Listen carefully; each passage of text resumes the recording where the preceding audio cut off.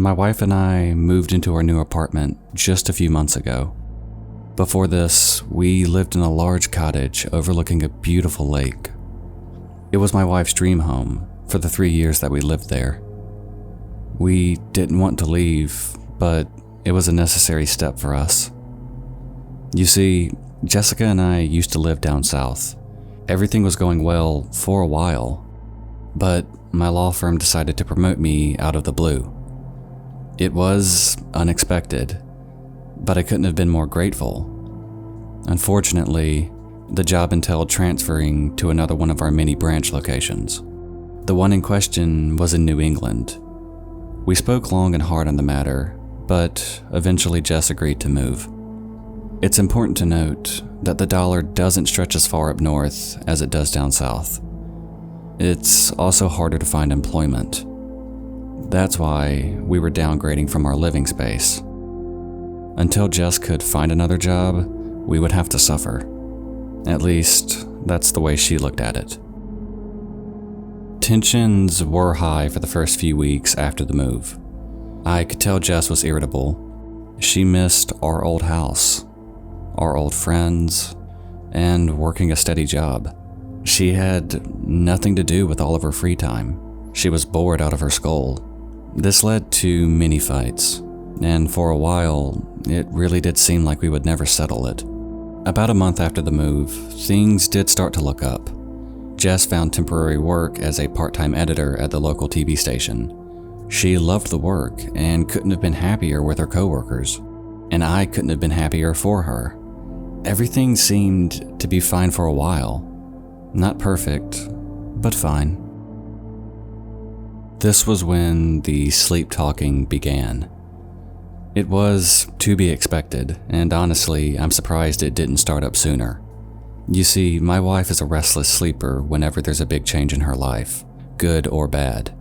It happened when we got married, when we moved into our first home, and when she had the miscarriage.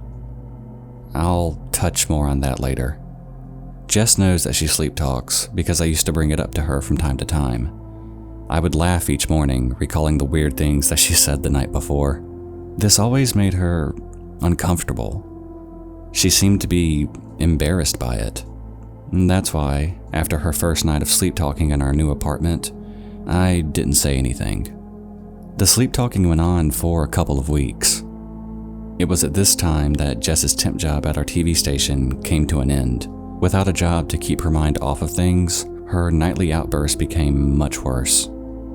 She began screaming at odd times during the night, in which I would be forced to calm her down. One night, her screams turned into tears.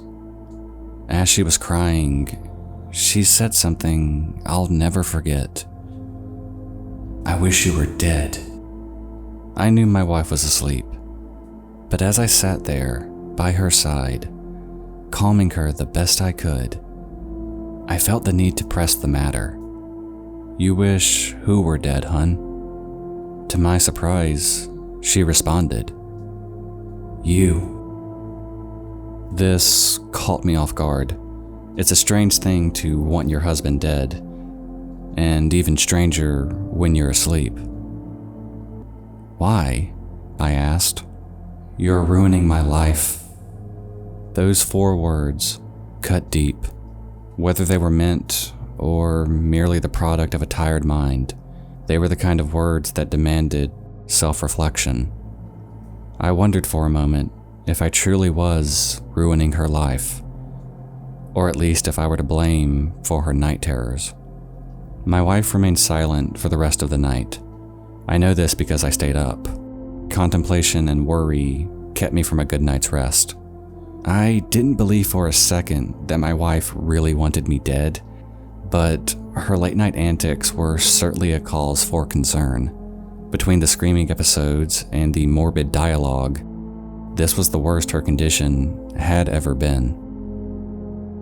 The next morning, I came pretty damn close to telling her about what had happened, but I kept thinking about how she'd react or what she would say. I didn't want to burden her any more than I already had, especially after she had just been laid off. I also didn't want to have another fight, In light of this, I kept my mouth shut. The following night, the screams were gone. This was a comfort, but a fleeting one.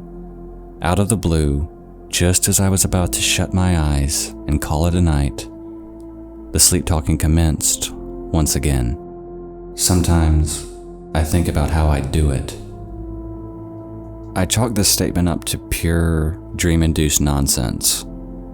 But then she continued, "When you are asleep in bed, I'll get up and go to the kitchen."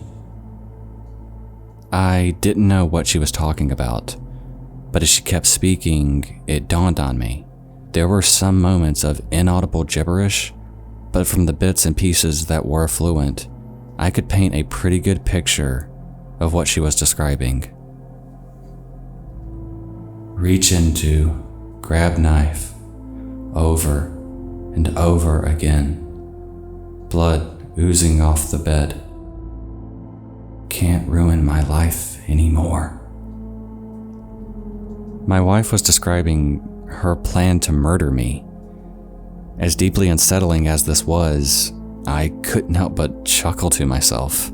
It was just a dream after all. Nothing more. I can't say I haven't done some weird things in my own dreams, things I would never do in real life. Jess was mad at me over the move, and she was working out her frustrations while she slept.